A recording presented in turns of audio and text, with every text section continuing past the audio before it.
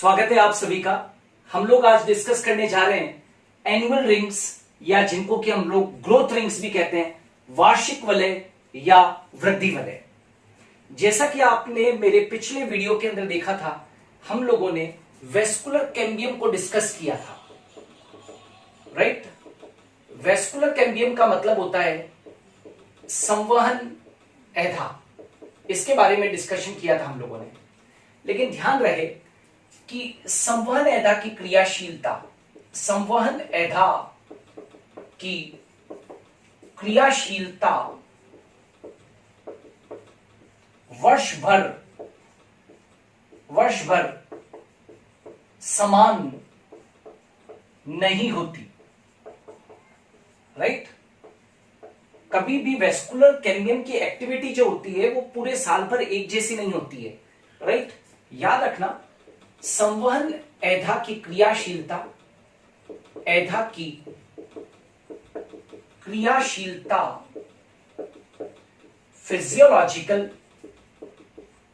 Physiological व environmental factors से प्रभावित होती है।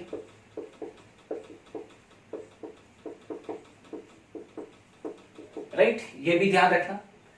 और संवहन एधा की असमान क्रियाशीलता के कारण ही जानते हैं क्या होता है? संवहन एधा की असमान क्रियाशीलता के कारण ही वार्षिक वलय यानी कि एनुअल रिंग्स का निर्माण होता है, राइट। क्या कहा मैंने? संवहन एधा की असमान क्रियाशीलता के कारण ही वार्षिक वलय का क्या होता है? निर्माण होता है। अब देखिएगा, एक्चुअली क्या होता है कि बायोलॉजी के अनुसार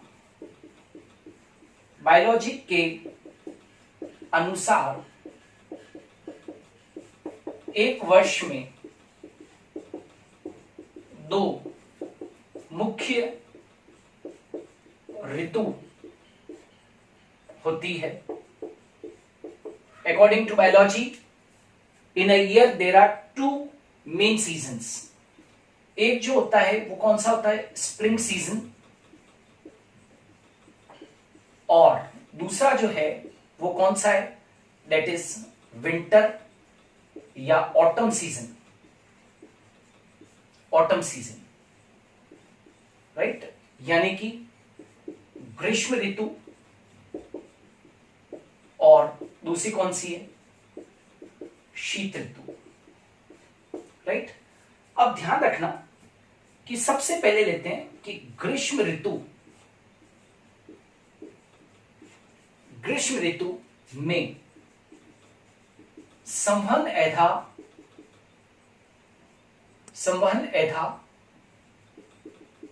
की क्रियाशीलता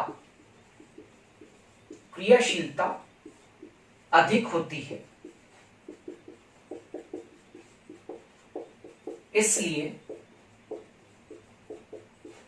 ग्रीष्म ऋतु में बनने वाली कास्ट को, ग्रीष्म ऋतु में बनने वाली कास्ट को यानी कि वुड को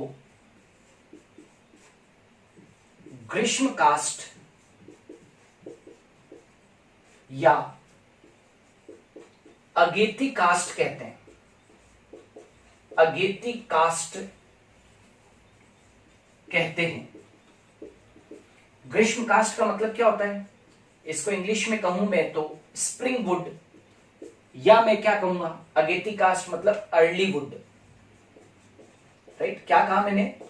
ग्रीष्म ऋतु में संवहन एधा की क्रियाशीलता अधिक होती है, इसलिए ग्रीष्म ऋतु में बनने वाली कास्ट को ग्रीष्म कास्ट या अगेती कास्ट कहते हैं, स्प्रिंग वुड या अर्ली वुड कहते हैं। इस कास्ट की विशेषता क्या है? इस कास्ट की विशेषता इस कास्ट की सबसे बड़ी विशेषता है कि जाइलम वाहिकाएं यानी कि जाइलम वेसल्स अधिक चौड़ी अवकाशिका वाली होती है। मतलब कि ब्रॉड ल्यूमेन वाली होती है, ब्रॉड कैविटी वाली होती है। क्या कहा मैंने? इस कास्ट की विशेषता क्या है कि जो जाइलम वाहिकाएं जो बनती है वो अधिक चौड़ी अवकाशिका वाली होती है। ऐसा क्यों होता है? ऐसा इसलिए है क्योंकि पादप जो है वो ग्रीष्म ऋतु में क्या रहता है, ज्यादा सक्रिय रहता है। ठीक है, पूरा के पूरा जो पादप है वो पत्तियों से लदा रहता है। तो नेचुरली कि जब ग्रीष्म ऋतु के अंदर सूरज की तीव्रता ज्यादा होगी तो पत्तियां बहुत ज्यादा है पादप के ऊपर, तो वाष्पोत्सर्जन क्या होगा, ज्यादा होगा। वाष्पोत्सर्जन ज्यादा होगा तो पानी का अधिक नुकसान होगा पत्तियों से वाष्पोत्सर्जन के द्वारा। तो पादप को अधिक जल की क्या है, आवश्यकता है। तो पादप को अधिक जल की आवश्यकता है, तो आखिर पादप को अधिक जल की आवश्यकता है तो उसको सप्लाई कौन करेगा? तो नेचुरली कि जाइलम जो होता है वो वाटर कंडक्टिंग टिश्यू है, तो जाइलम वाहिकाएं जो होगी वो अधिक चौड़ी गुहा वाली होगी, तो वो पादप को अधिक जल अवेलेबल करवा पाएगी। यदि ये जाइलम वाहिकाएं नैरो डायमीटर की या संकीर्ण अवकाशिका की बन जाती तो ऊपर पानी का संवहन कम होता और पादप को आपूर्ति न हो पाती। इसलिए ग्रीष्म ऋतु में बनने वाली जो कास्ट है उसकी जाइलम वाहिकाएं अधिक चौड़ी अवकाशिका वाली होती है, ताकि पादप को ज्यादा जल की जो आवश्यकता है उसकी क्या की जा सके, पूर्ति की जा सके। एक और चीज यहां पर मैं आपको ग्रीष्म कास्ट के लिए बता दूं कि ग्रीष्म कास्ट जो होती है उसके अंदर दो चीजें याद रखनी है। स्प्रिंग वुड के अंदर दो चीजें याद रखनी है। एक तो क्या है कि उसका जो रंग होता है वो कैसा होता है, हल्का। इसका जो रंग होता है वो कैसा होता है, हल्का होता है। और ये क्या होती है, कम घनत्व वाली होती है। इसका जो घनत्व होता है वो क्या होता है, कम घनत्व होता है। मतलब ये लाइट कलर की होती है और कैसी होती है, लो डेंसिटी की होती है। याद रखना, ये कैसी होती है, लो डेंसिटी की होती है। राइट, रंग इसका हल्का होता है और कैसी होती है, लो डेंसिटी की होती है। ऑलराइट, अब थोड़ा सा आगे बढ़ते हैं हम लोग। ओके, अब ये तो बात हुई किसकी, ग्रीष्म ऋतु की, कि भाई ग्रीष्म ऋतु में बनने वाली कास्ट को हमने ग्रीष्म कास्ट कहा है। लेकिन बायोलॉजी के अनुसार अभी जस्ट मैंने कहा है कि ऋतुएं कितने प्रकार की है, दो प्रकार की है। तो अब जो होता है वो क्या है, शीत ऋतु। शीत ऋतु में बनने वाली कास्ट को क्या कहेंगे, शीत कास्ट, या उसको हम क्या बोलते हैं, पतझड़ कास्ट। पतझड़ कास्ट या उसको क्या बोलते हैं, पछेती कास्ट कहते हैं। पछेती कास्ट कहते हैं। मतलब क्या हुआ, इसको ऑटम वुड या इसको हम लेट वुड भी कहते हैं। राइट, शीत ऋतु में जो कास्ट बनेगी उसको क्या कहेंगे, शीत कास्ट कहेंगे। अच्छा, याद रखना, शीत ऋतु में संवहन एधा की क्रियाशीलता कैसी, यहां कैसी थी, अधिक थी। यहां पर क्या हो जाए, क्रियाशीलता कम होती है। क्यों होती है कम, क्योंकि पादप जो होता है वैसे भी ज्यादा सक्रिय नहीं रहता है शीत ऋतु के अंदर। पतझड़ हो जाता है, पत्तियां गिर जाती है, ट्रांसपायरिंग एरिया जो है, वाष्पोत्सर्जन का जो क्षेत्रफल है वो कम हो जाता है। पादपों से जल की हानि क्या होती है, कम होती है। तो पादपों को कम जल की क्या पड़ेगी, आवश्यकता। राइट, तो कम जल की आवश्यकता पड़ेगी। तो इस कास्ट की विशेषता क्या होगी, क्रियाशीलता कम होगी, तो पादप को कम आपूर्ति चाहिए किसकी, जल की।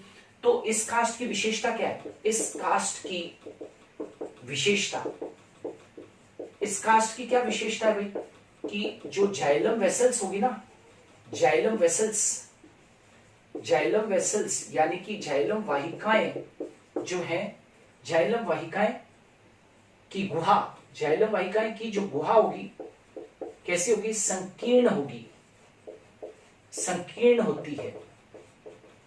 संकीर्ण का मतलब क्या होता है, नैरो ल्यूमिन, नैरो ल्यूमिन होगी। क्यों, क्योंकि यहां पर चौड़ी क्यों बनी थी, क्योंकि ज्यादा आपूर्ति की आवश्यकता थी।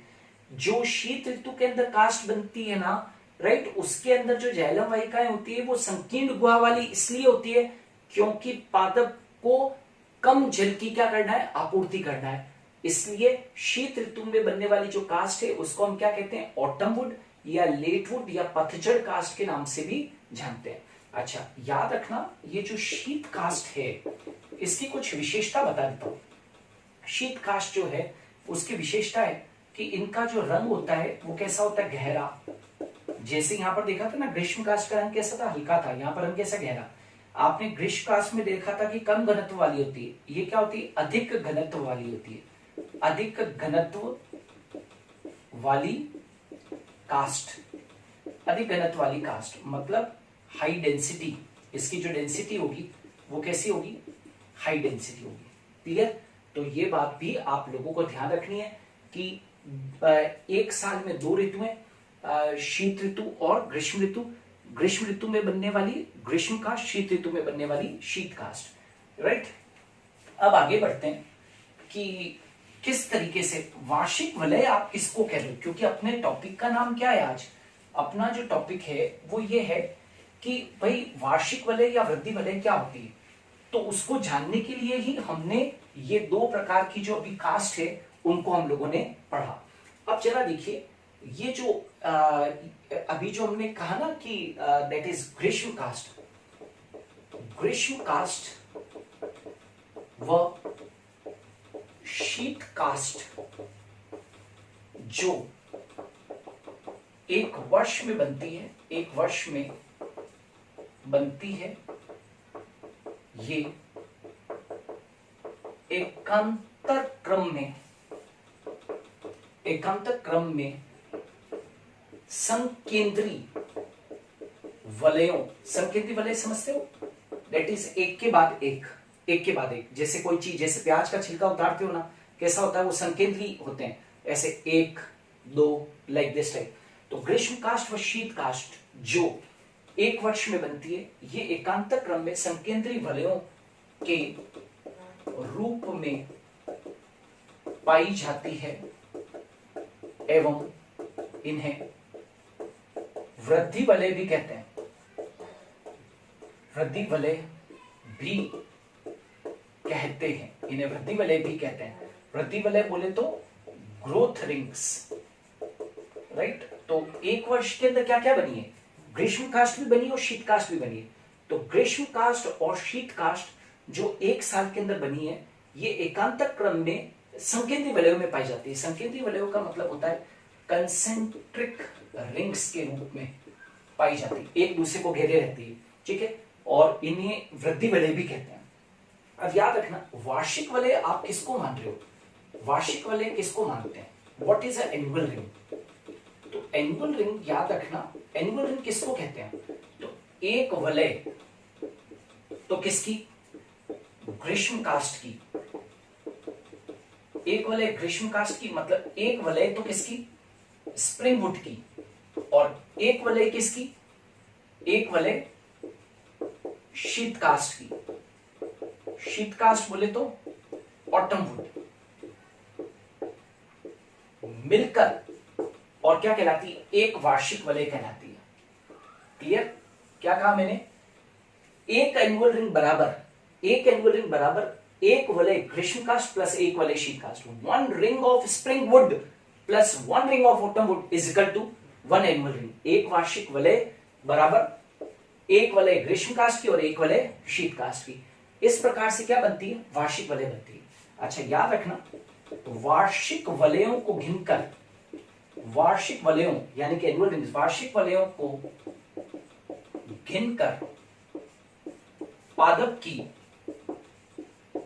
आयु को ज्ञात किया जा सकता है। क्या कहा मैंने, वार्षिक वलय को गिनकर और पादप की आयु को ज्ञात किया जा सकता है ना।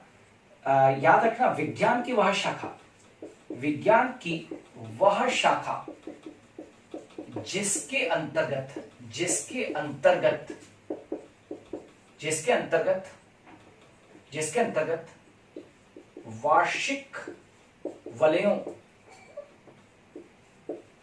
वलयों को गिनकर पादप की आयु को ज्ञात करते हैं, उसे क्या कहते हैं मालूम है? वृक्ष कालानुक्रमण। उसे वृक्ष कालानुक्रमण कहते हैं, मतलब कि डेंड्रोक्रोनोलॉजी। इसको इंग्लिश में क्या कहते हैं? डेंड्रोक्रोनोलॉजी। विज्ञान की वह शाखा जिसके अंतर्गत वार्षिक वलयों को गिनकर पादप की आयु को ज्ञात किया जाता है, ऐसी शाखा को वृक्ष कालानुक्रमण कहते हैं। Dendrochronology, branch of the science which deals with studying the age of the tree by counting the annual rings is called as dendrochronology. ठीक है, अच्छा याद रखना कि किस भाग का, तो तने के आधार भाग पर तने के आधार भाग पर सबसे स्पष्ट एवं ज्यादा वार्षिक वलय पाई जाती है। तने के ऊपरी भागों में वार्षिक वलय कम होती जाती है। वार्षिक वलय कम होती जाती है। वार्षिक वलय क्या होती जाती है भाई? कम होती जाती है। तो तने के आधार भाग पर सबसे स्पष्ट एवं ज्यादा वार्षिक वलय पाई जाती है। अब प्रश्न उठता है कि तने के आधार भाग पे सबसे ज्यादा वार्षिक वलय पाई जाती है, तो कैसे पादप की आयु को ज्ञात करें? क्या तने का सेक्शन काट दें पूरा और पादप की आयु को ज्ञात करने के लिए हम पूरे के पूरे एक पेड़ की बलि दे दें, या कोई और तकनीक होती है? तो याद रखना, वार्षिक वलयों को गिनने के लिए वार्षिक वलयों को गिनने के लिए हम इंक्रीमेंट बोरर नामक उपकरण का प्रयोग करते हैं। इंक्रीमेंट बोरर नामक उपकरण का प्रयोग करते हैं। बोरर मतलब क्या होता है? छेदक होता है, एक ऐसा बोरक होता है पूरा, राइट, इस तरीके का बोरर होता है। तो इसको क्या करते हैं, अंदर तने के बाहर से लगाकर सेंटर भाग तक अंदर डाल देते हैं, छेदक होता है। तो पूरा के पूरा एक लकड़ी का जो पीस है वो पूरा के पूरा बाहर निकल जाएगा। फिर हम उससे वार्षिक वलयों को गिन लेते हैं और फिर वापस से वार्षिक वलयों को गिनने के बाद में वापस से बोरर द्वारा निकाला गया जो लकड़ी का टुकड़ा है उसको फिर से क्या कर देते हैं, पादप के अंदर डाल देते हैं। क्लियर है? तो ये इंक्रीमेंट बोरर नामक उपयोग करते हैं, इंक्रीमेंट बोरर नामक उपकरण का उपयोग करते हैं वार्षिक वलयों को गिनने के लिए। ठीक है, अब थोड़ा सा आगे बढ़ते हैं कि वार्षिक वलय जो होती है वो किन पादपों में स्पष्ट बनती है। तो यहां पर मैं आपको बता दूं,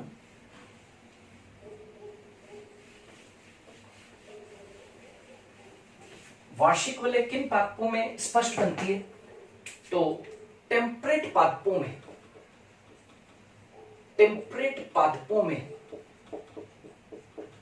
टेम्परेट समझते हैं, समशीतोष्ण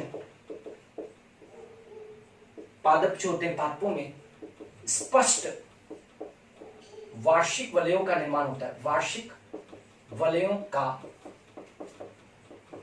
निर्माण होता है। सबसे स्पष्ट वार्षिक वलय कहां बनती है? टेम्परेट भागों में। जैसे भारत के अंदर यदि देखें तो जैसे कि शिमला, नैनीताल, राइट, वहां पर सबसे स्पष्ट वार्षिक वलय बनेगी, यानी कि हिमालयन रीजन। अब ऐसा क्यों हुआ? तो याद रखना कि टेम्परेट इलाकों में सबसे ज्यादा मौसम परिवर्तन देखने को मिलता है। मौसम परिवर्तन देखने को मिलता है जो वार्षिक वलयों के निर्माण के लिए जरूरी है। वार्षिक वलयों के निर्माण के लिए जरूरी है, जो वार्षिक वलयों के निर्माण की, याद रखना वार्षिक वलयों के निर्माण के लिए ऋतु परिवर्तन आवश्यक है। जिस जगह पर जितना स्पष्ट वार्षिक मतलब ऋतु परिवर्तन होगा वहां पर स्पष्ट वार्षिक वलय बनेगी। ये जो शीतोष्ण इलाके होते हैं इनमें क्या होता है, 6 महीने तो क्या पड़ती है जम के गर्मी, और 6 महीने क्या पड़ती है सर्दी। तो बताओ जल्दी से, गर्मी के अंदर तो क्या बनेगी ग्रीष्म काष्ठ, और सर्दी के अंदर क्या बनेगी शीत काष्ठ। तो टेम्परेट इलाकों में सबसे ज्यादा मौसम परिवर्तन देखने को मिलता है जो वार्षिक वलयों के निर्माण के लिए जरूरी है। अच्छा याद रखना, जो ट्रॉपिकल एरियाज है, ट्रॉपिकल समझते हो, उष्ण कटिबंधीय भागों में पाए जाने वाले पादप, ट्रॉपिकल प्लांट्स जो होते हैं, ट्रॉपिकल पादपों में स्पष्ट वार्षिक वलय नहीं बनती, क्योंकि यहां ऋतु परिवर्तन स्पष्ट नहीं होता। यहां पर क्या पड़ती है, ट्रॉपिकल एरियाज में गर्मी ज्यादा पड़ती है, सर्दी कम पड़ती है, तो वार्षिक वलय स्पष्ट नहीं बनेगी। अच्छा याद रखना, समुद्र तटीय इलाकों में सी शोर्स में भी वार्षिक वलय स्पष्ट नहीं बनती, वार्षिक वलय स्पष्ट नहीं बनती है। तो समुद्र तटीय इलाके जो होते हैं उनमें भी वार्षिक वलय स्पष्ट नहीं बनती। ठीक है, तो स्पष्ट वार्षिक वलय जो है वो आपको किसमें देखने को मिलेगी, टेम्परेट रीजन्स के अंदर आपको स्पष्ट वार्षिक वलय देखने को मिलेगी। जैसे भारत के अंदर हिमालयन रीजन है, शिमला है, नैनीताल वगैरह है, वहां के पादपों के अंदर वार्षिक वलय स्पष्ट रूप से बनेगी, क्योंकि वहां पर ऋतु परिवर्तन क्या है, स्पष्ट है। जैसे 6 महीने गर्मी से 6 महीने सर्दी। ट्रॉपिकल एरियाज के अंदर केवल गर्मी ज्यादा होती है, राइट, तो वहां पर ऋतु परिवर्तन स्पष्ट नहीं हुआ तो स्पष्ट नहीं बनेगी। समुद्र तटीय इलाकों में भी वार्षिक वलय स्पष्ट नहीं बनती। अच्छा याद रखना एक और चीज, डाइकोट रूट्स में भी वार्षिक वलय स्पष्ट नहीं बनती, क्योंकि जड़ें कहां पर होती है, जड़ें भूमि में स्थित होती है एवं वे ऋतु परिवर्तन से प्रभावित नहीं होते। इसलिए डाइकोट रूट्स में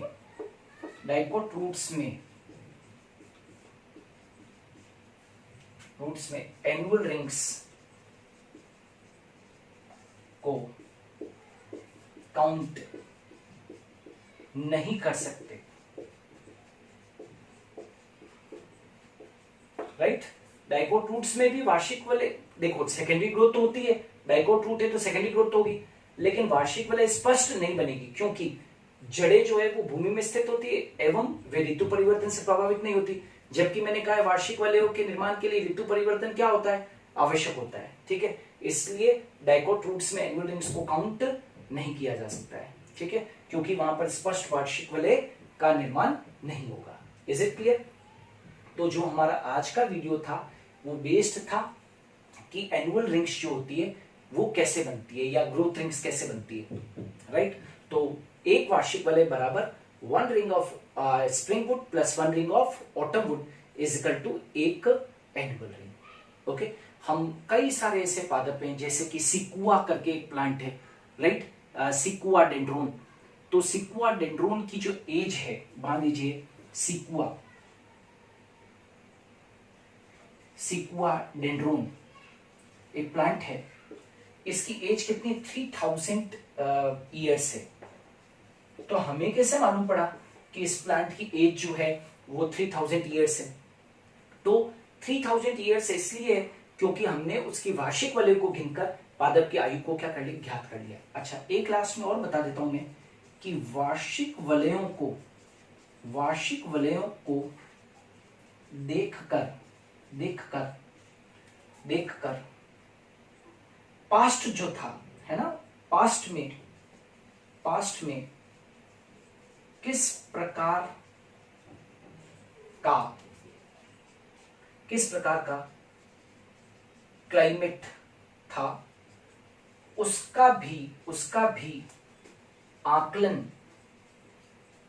किया जा सकता है। Are you getting? मतलब हम वार्षिक वलयों को देखकर गिनकर ना केवल पादप की आयु को ज्ञात कर सकते हैं, अपितु हम वार्षिक वलयों को देखकर यह भी पता लगा सकते हैं कि कालांतर के अंदर पास्ट में किस प्रकार का क्लाइमेट था। मतलब प्रीवियस आज से हजारों साल, मान लीजिए कि कोई प्लांट जो है वो 1000 साल पुराना है या 2000 साल पुराना है, तो 1000 साल पहले इस पृथ्वी के ऊपर किस प्रकार का क्लाइमेट रहा होगा उसका भी आकलन किया जा सकता है। कैसे? मान लीजिए कि यदि आपको लगातार जाइलम वाहिकाएं जो है वो संकीर्ण गुहा वाली दिख रही है, तो समझ जाओ कि वो उन सालों के अंदर क्या पड़ी होगी, सर्दी ज्यादा पड़ी होगी और शीत काष्ठ का निर्माण ज्यादा हुआ होगा। और यदि लगातार आपको जाइलम वाहिकाएं चौड़ी गुहा वाली दिख रही है, तो समझ जाओ कि उन सालों के अंदर सूखा पड़ा होगा या बहुत ज्यादा गर्मी पड़ी होगी, इसलिए जाइलम वाहिकाएं जो है वो क्या दिखाई देगी, चौड़ी गुहा वाली दिखाई देगी। तो कुल मिलाकर मैं कहना चाहता हूं कि वार्षिक वलयों को गिनकर न केवल हम पादप की आयु को ज्ञात करते हैं, अपितु हम वार्षिक वलयों को देखकर प्रीवियसली पास्ट में हजारों साल पहले इस पृथ्वी के ऊपर कैसा क्लाइमेट था उसको भी हम जान सकते हैं। ओके, सो आज का जो वीडियो था वो एनुअल रिंग्स के ऊपर था। Thanks a lot. हम लोग सेकेंडरी ग्रोथ के अंदर और भी जो बचे हुए वीडियोस हैं उनको भी बहुत जल्दी आपके लिए लेकर आएंगे।